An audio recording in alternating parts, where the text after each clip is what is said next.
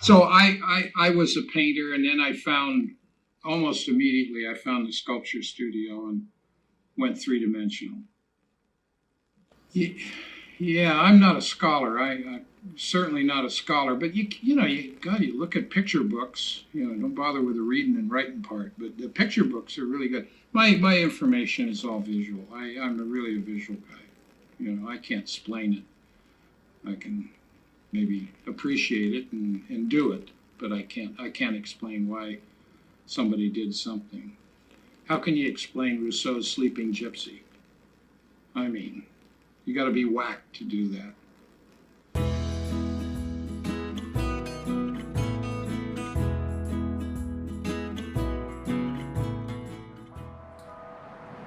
Serrano peppers, lemons, roses, maples, oregano, tomatoes. Oh, here it is, here. Right here. Here's another hummingbird nest. Look at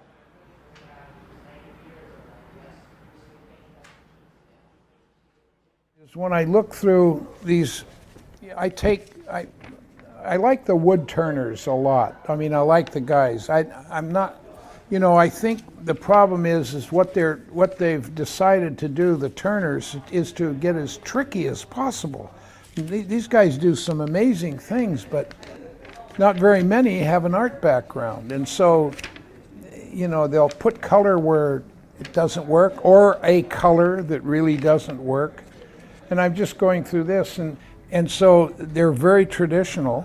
When the heyday of furniture that I very fortunately just dropped into, at the time, I said, I'm going to make, I was an artist, painter, sculptor. I said, I'm going to make furniture. And I had no idea why, but I just thought I would make furniture.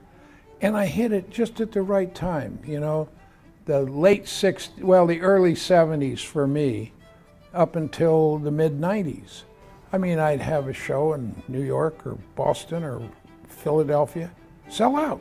I mean, it was, you really got full of yourself. You thought, hey man, my shit doesn't stink, And the prices were good, the galleries were happy, and the buyers.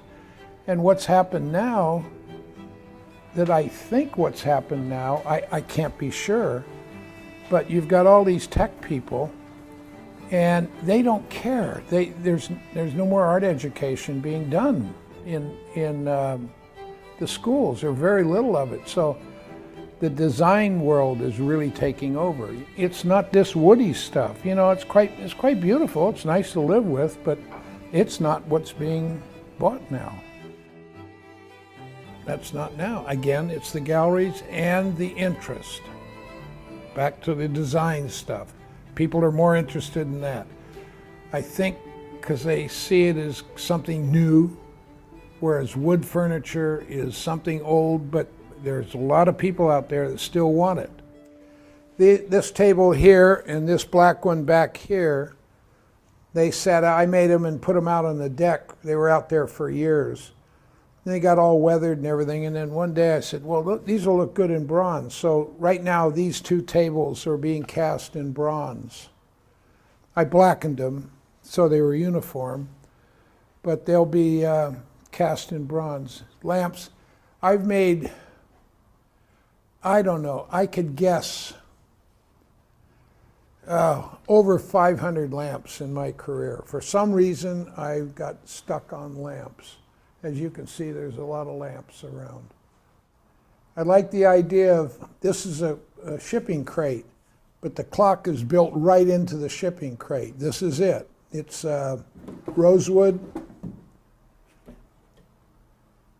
and it's never to come out. There's the thing for it. So if you send it somewhere, you just screw the front on, and away you go. You don't even have to build a crate for it. It's already done. I did a show in New York called Twirlings, and I had all my Turner friends send me their throwaways and stuff, and then I reworked them. So this is one of them. I had a show and I had about 100 pieces in it at Leo Kaplan in New York. and it went very well. And then this was a hemisphere, a perfect hemisphere at one time. And I wrapped latex tubing around it and steamed it to close like that, and then painted it. And it's one of my favorite pieces. I never imagined I was going to be a furniture maker. I was going to be a sculptor, and then I decided probably a painter. I did some good paintings, I think, but good classical design educations, you know, design elements, you know, and painting corner points, and, you know, and color and all that. So that really helped. And then when I decided to make furniture, I could just, you know, start using these ideas from art, and it was no big deal. And what I was doing, some of the stuff people were looking at, what the hell's he doing? When I first started out, I did some commissions. My commissions, you didn't have to put any money down, and if you didn't like it, you didn't have to take it. That worked out perfectly. I'd say about 3/4 of the people took it. But then I got a piece that I built for myself. Sometimes when I was making furniture, that a piece of wood, oh man, this would be really good this way. I start with an idea, whatever that idea is, and I just make it. I use a lot of glue, I use a lot of fasteners. They have to be comfortable, they have to be strong or well made, they have to be aesthetically pleasing. And I think I made 127 chairs in a little over a year. I was having them professionally photographed by a photographer, Lee Fothery, who does the very best work in the Bay Area here. And I had all the chairs. When I'm working on this chair here, I'm thinking of the next chair. And if I've got to wait for glue to dry here on this chair, I start the next chair. And sometimes I would have 3 chairs going. Same as I've done a series of benches and tables and lamps. So I work in series, and one thing leads to the next. Oh, that's not quite right, man, but I can make it better in the next chair, you know? So I don't know what you say. It's just, the ideas come. At night, when I'm going to sleep, I don't count sheep. I think about tomorrow, what I'm going to, you know, what it's going to look like. And one of the things that occupies a lot of my brain, whatever's left, is color. It is so difficult. When you start applying color to wood or to metal, you're making a really big statement, you know? Most of my work comes apart because, again, no drawing, so I have to be able to change something midstream, position of a leg or something. So I've developed some pretty unique fastenings that are totally engineered, you know, totally acceptable, stronger than a wood joint.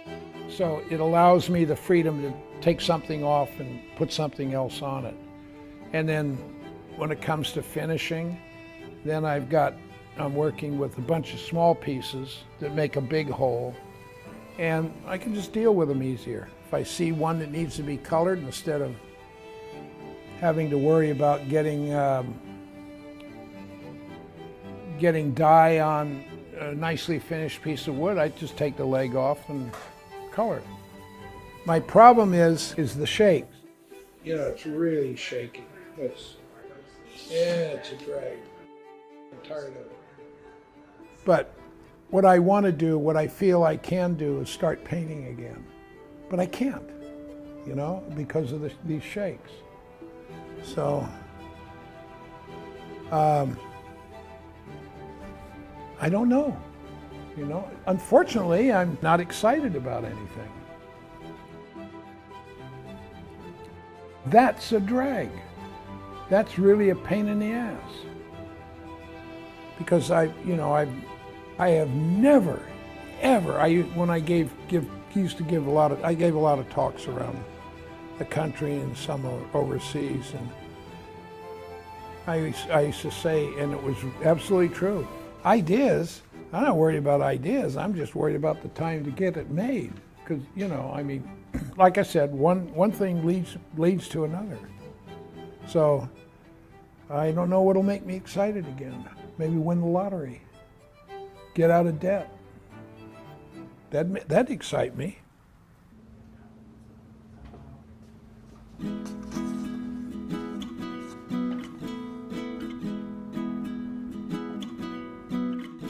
Shakes.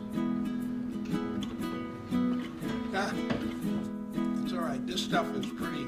If that were gouache, I'd be in trouble right now.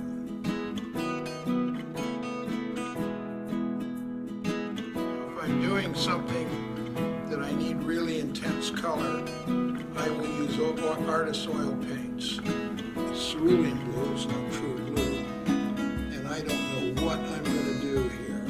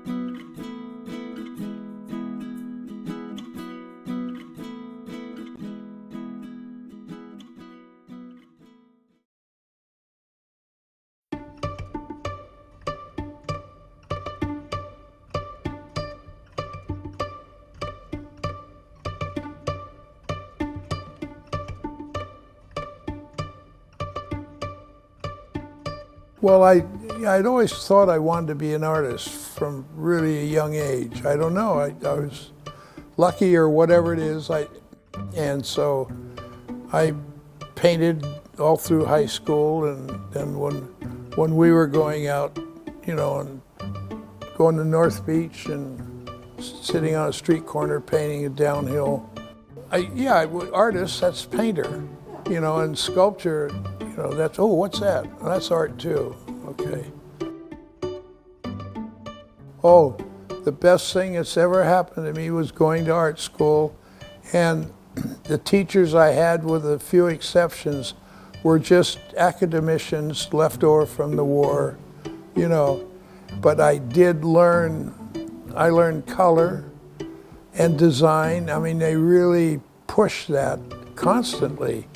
And so, although I don't think I'm an expert in color, what I do know now and what I appreciate is the knowledge I brought from that.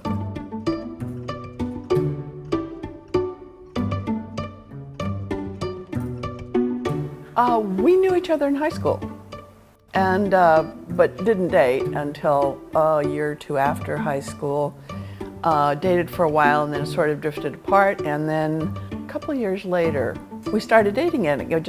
I was driving by his grandmother's house one day, and I thought, oh gee, I wonder what Gary's doing. I hadn't seen him in a few years, and just knocked on the door, and he was there, and we went out to a movie, and we started dating seriously and got married in 1960.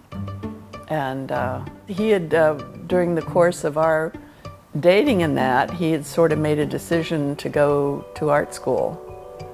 And so he started at California College of Arts and Crafts in Oakland then. He went as a painter and then discovered the sculpture studio, and that sort of captivated him, although he was still seriously involved in painting courses. And then in addition to that, he started sculpting. So he has a little bit of early on experience there.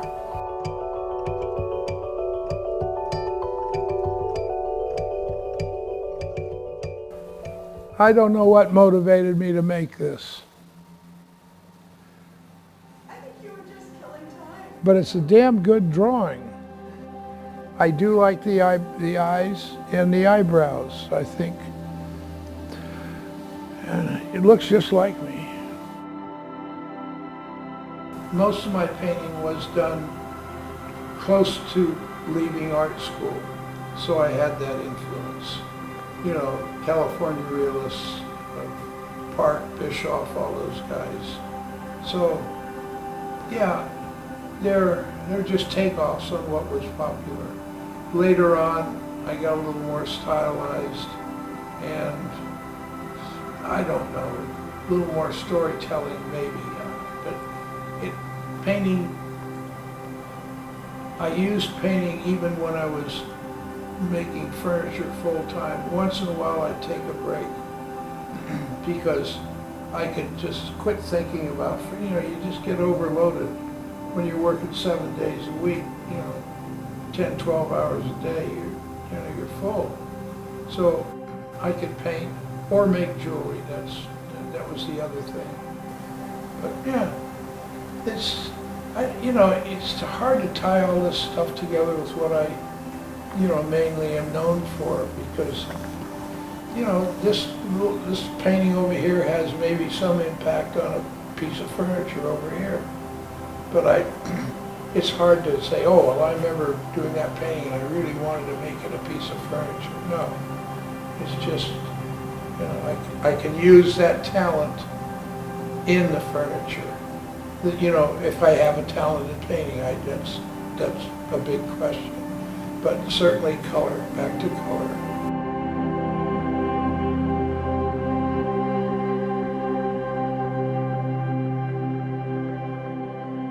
Boy, chairs, yeah, I since then I've made our house in Alameda not burned down, but it was, ended up about $1.5 million to rebuild it.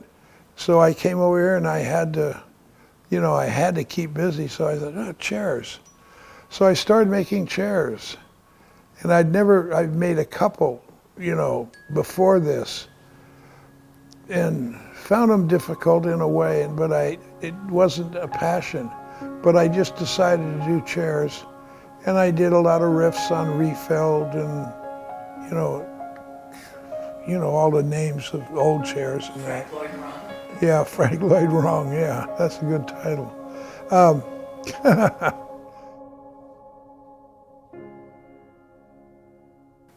When the house finally got finished, I ended up with, about 120 chairs, I think, something like that. When you're working, and I'm known as a very prolific worker, and I worked 7 days a week up until about 2 years ago, and I retired, and I only work 6 days a week. That's my own little joke. All my work, most of it comes apart, so I can change as I go along, and I do a lot of changing. And then when you glue it up, then you're done, you're cooked. But I could fabricate the aluminum.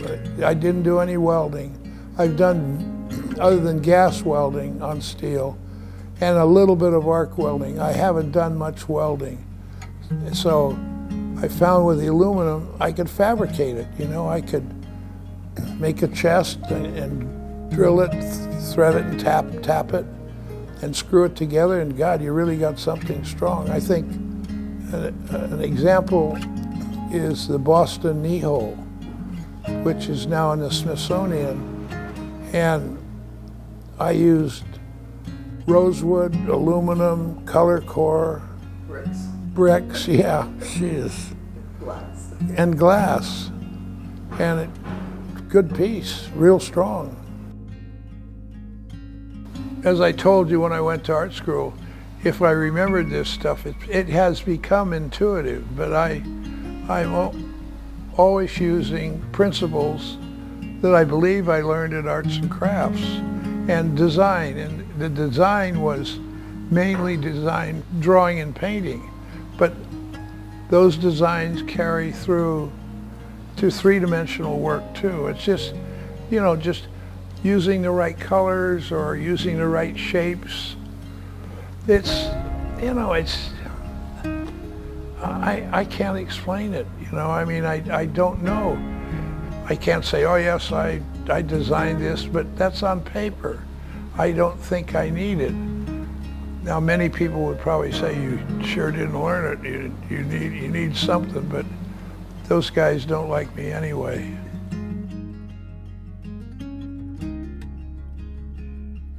And I just, so I have some, like, the only way I can describe it is an isometric brain. So as I'm working on one piece, I kind of know what I want to do. There, you know, a piece of work is constantly in flux, but I know what this piece is going to be, so I'm thinking of another piece. And another thing I really miss not working, I haven't done anything in 2 years because of some health issues. And what I really, really miss is at night going to sleep, because I can go to sleep thinking about what I'm going to do tomorrow morning. And that was just a joy, you know, a color that I was going to try, or what piece of wood goes where, or is there a drawer there? So I really miss that.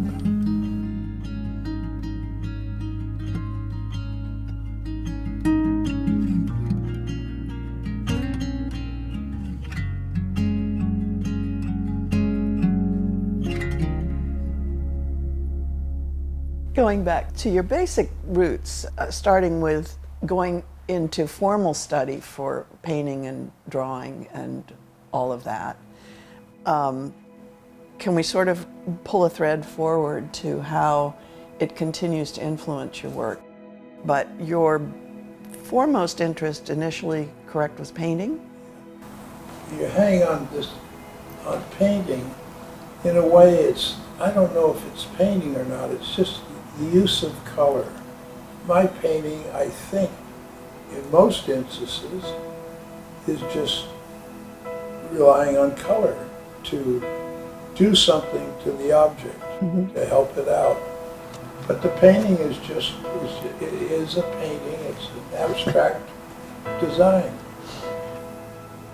People in the furniture thing,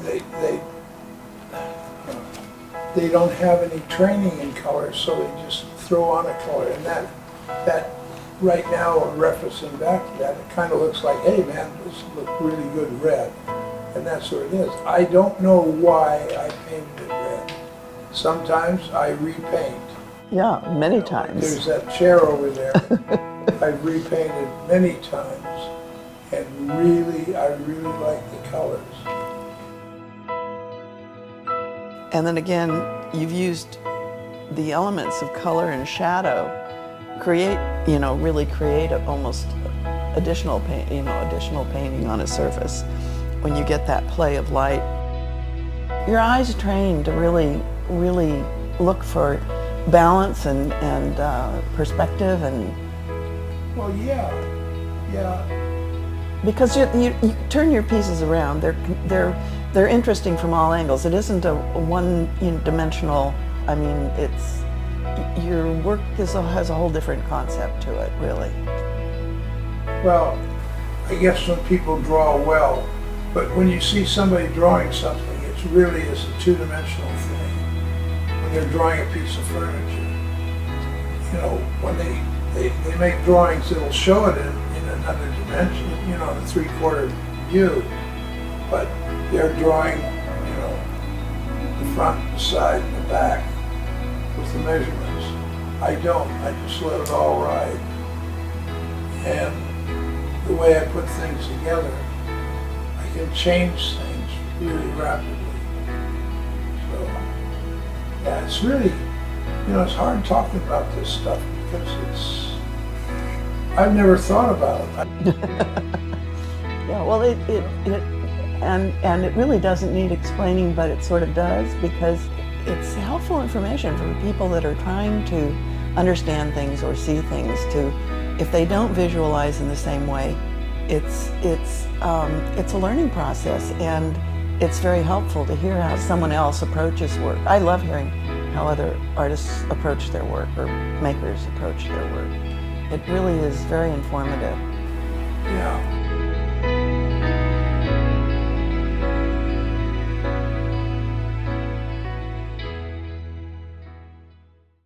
And often you use texture with color I mean, it serves as texture, but it's actually flat color, like the checkerboard surfaces on this one. Yeah. And then that one too has the That's just the painted rear, That's which hardly has anything to do in a way with color. You've just got to make sure you get the color right. But it's just a painted design. It's not, it's not saying, hey man, here's color and here's how well I use it. That's not it. It's just, checkerboard especially, unless you get to the dark squares, can be neutral, or it's such a strong pattern that it could probably take over a piece, and you may not want that. This is all, so much of this is subjective to my way of thinking. And people want to put meaning in everything, which is, oh God,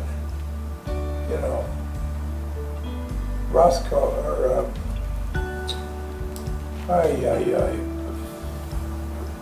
this is it's very frustrating trying to explain this. It's like sitting down with Dostoevsky and having him explain something. It'd drive you goddamn crazy.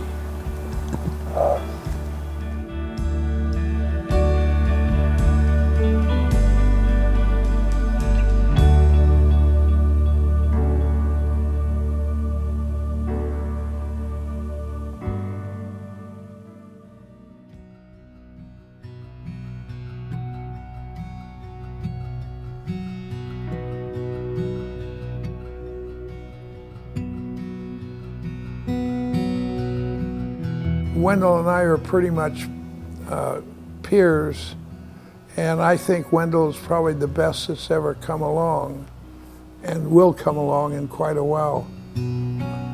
So I always admired Wendell's work, but I never copied it or used any of it. I mean, he was just a lot better than I am at really making something perfect. His trompe l'oeil work and stuff like that. But one thing Wendell and I had in common, we were very good friends.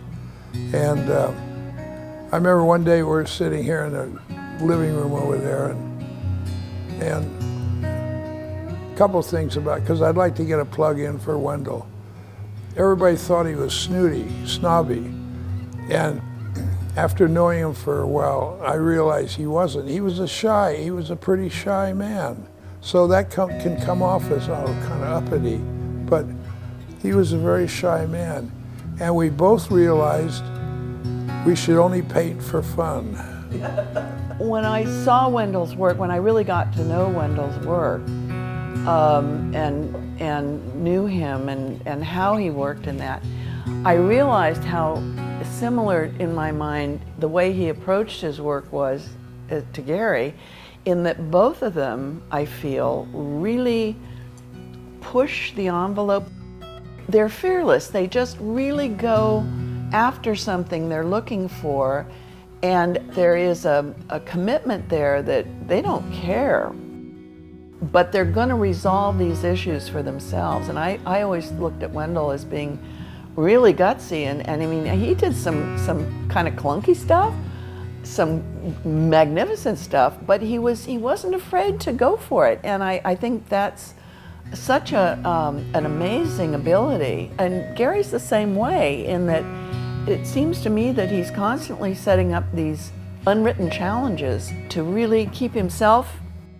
It's a self-motivation type of thing where, you know, I know I can do that, but I know I can make that line better. I know that I can resolve this issue better.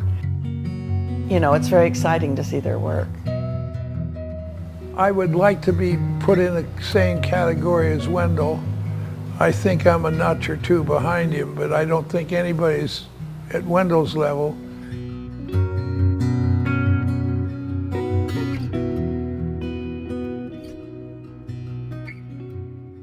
Well, a piece of wood that has a shape to it, you know, it's just your building. Yeah.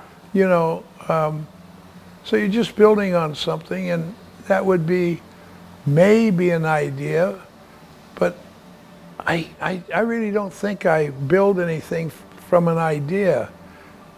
It's a vision.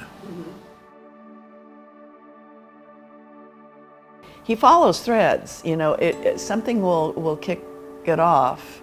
His whole goal is pushing the edges, you know, just always seeing how far he can take something and where he can take it.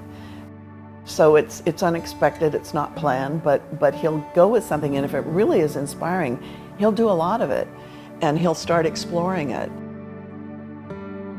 It takes on its own life, and he just sort of follows and pushes, you know, as he goes.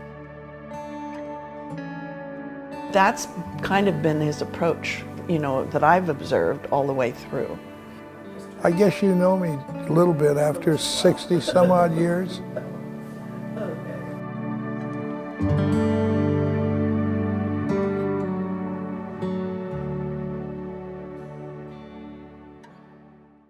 There's a famous saying among artists and makers is that every one of them needs a wife. Male or female, you need a wife, or that classic someone to take care of the stuff. And that's what I try to do. I don't like it either, but I don't. Well, he just dictates and I translate for, you know, his correspondence and stuff. But I can do it. You know, it's something that I'm facile with. I hate it, but I can do it. And Garry hates it and can't do it. So there you are. You know, it's a shared responsibility. You know, he's because I support what he does. You know, always have. My feeling is that as much as you can keep together, because you know, if things dissipate and just go away. I mean, there's work left, but there's no history behind it, and it makes it much more interesting if you know the history of something, if you can sort of show it from beginning to end. I get calls, you know, not frequently, but over the years, it's been great having the information at hand. Now stuff is, you know, thank God it's in the cloud now. It's somewhere other than here. But yeah, so archiving is a big relief in many ways. You know, I do fear not having this stuff at hand, but better off there than not at all. You know, and Sylvia wanted me to talk about names. Oh yeah. So I paint under Ambrose Pilfister, and I make jewelry under Geraldo Benucci, and then furniture under GKB. Yeah, one other thing that really kept it going was commission work, which I've only done about 3 in my life, you know, and the ones that I did, if I made a commission, took a commission from somebody, I didn't want any money down. They didn't know what they were getting. If they wanted a table, they were getting a table, or a lamp, they were getting a lamp. But I'll make this for you. Because what I was doing is making it for myself, and if they liked it, they could pay me. Precious art I do not make, but I'd like, you know. Are you happy with what you've accomplished? Oh yeah. Oh yeah.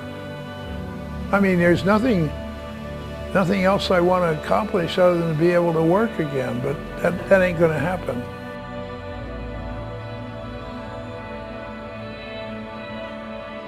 I'm called an artist, and it's flattering, but I think I see myself as a furniture maker. If I can say it's satisfaction. Yes. And you know that More than a precious I'm just, when I do a piece that I think is good, I'm really satisfied.